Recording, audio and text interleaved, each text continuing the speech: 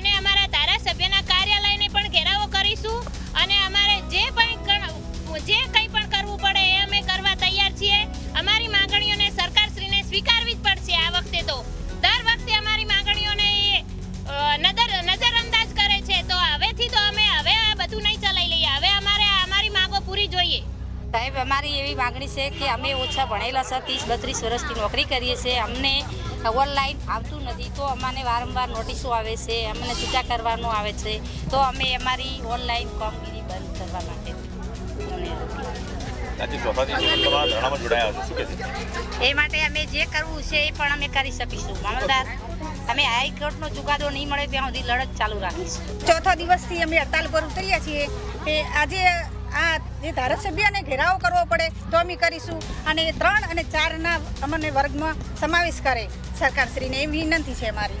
સરકારે તમારી માંગણી હજી સુધી નથી સ્વીકારી, શું આંદોલન શું રહેશે, રણનીતિ શું હશે? હવે આગળ અમે અમારી આ જે હડતાલ છે એ અમે સતત ચાલુ રાખીશું અને અમે નહીં સ્વીકારે અમારી સરકાર તો અમે રણચંડી બનીને પણ આ હડતાલ ચાલુ રાખીશું। અમે સરકારશ્રીને અમારા પ્રત્યે અમારા જે બાળકો અમારી રાહ જોઈ રહ્યા છે, આ 4 દિવસથી પૂર્વ પ્રાથમિક શિક્ષણ એમનું બંધ છે, પૂરક આહાર એમનો બંધ છે, તો થોડા ઘણી પણ એમને જો ચિંતા હોય સરકારને તો હવે વહેલામાં વહેલી તકે અમારી જે માંગો છે કે તેડાગર બહેનોને વર્ગ 4માં અને અમને વર્કર બહેનોને વર્ગ 3માં સમાવેશ કરે તો આ પ્રશ્નનો વહેલામાં વહેલી તકે એ નિરાકરણ લાવે, ઉકેલ લાવે, તો અમે પણ શાંતિથી અમારી હડતાલને વિરામ આપીશું।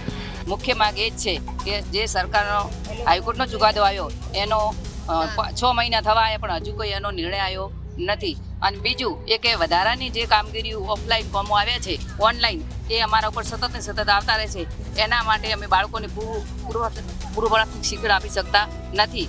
અને જો સરકાર આનો નિવારો નહીં લાવે તો અમે આના વધારે આંદોલન સાથે, ઉગ્ર આંદોલન સાથે અમારી હડતાલ ચાલુ રાખશું। અમારી મુખ્ય માંગણી તો એ છે કે અત્યારે અમે 4 દિવસથી અહીં હડતાલ ઉપર છીએ અને હડતાલ કરવાનો અમને કોઈ શોખ નથી, પણ અમારી માંગણીઓ નથી સંતોષવામાં આવી, અમને ન્યાય નથી આપવામાં આવ્યો, એટલા માટે અમારે અહીં આવવું પડ્યું છે અને અહીં અમારે ધરણા કરવા પડ્યા છે। જ્યાં સુધી સરકાર અમારી માંગો નહીં સ્વીકારે ત્યાં સુધી અમે અચોક્કસ મુદતની હડતાલ ચાલુ જ રાખીશું। અમારી મુખ્ય માંગણી એ છે કે તમે જે નવી એપ્લિકેશનો જે લાવો છો એના પર તમે અત્યારે થોડું નિયંત્રણ રાખો, કેમ કે અમારી બહેનોના જોડે મોબાઈલ નથી।